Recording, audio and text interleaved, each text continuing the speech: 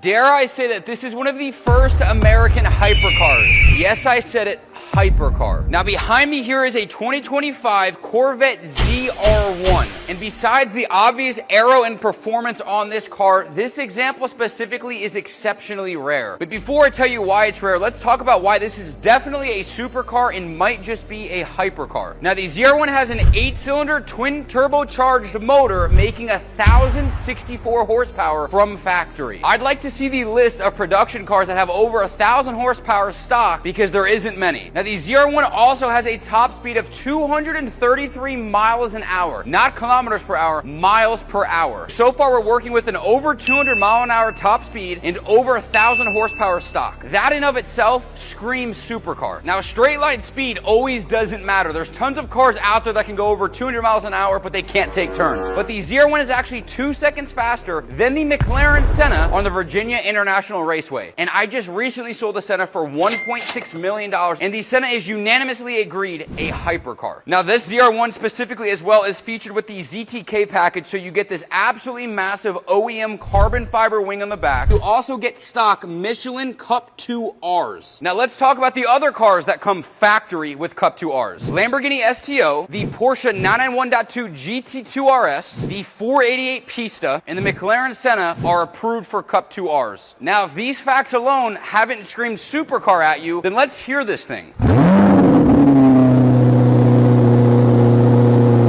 So you're telling me if you had a blindfold on and you heard that startup, you would think that that was a Corvette, or you'd think that that is a Ferrari. But for it to be a hypercar, we're missing one factor, and we're missing the factor of rarity. Well, technically speaking, if we really look at it, and not to go all Corvette owner mode on you guys, in 2025, there was only supposed to be 500 ZR1s produced. Now the real numbers, 110 convertibles and 65 coupes, making that a grand total of 175 2025 ZR1s ever created. So we've got the sound, we've got the looks, we have the performance, and we have the rarity factor, the big 4 keys to making this thing a supercar, not a hypercar. But people still argue and disagree because it's American made that it's not a supercar, that it can't be a hypercar. So then what's a Ford GT? Is that just a sports car? Because if the Ford GT is a supercar, and in many eyes, including myself, a hypercar, why would this car not be one? Now, I'm open to changing my mind as to why this wouldn't be a supercar, let alone a hypercar. So drop your comment down below if you disagree with me, but you better come with some concrete evidence, because right now, this is looking like a supercar, if not a hypercar to me, because everything on paper compared against the modern day supercars and hypercars stacks up. Let me know down below. Let's go.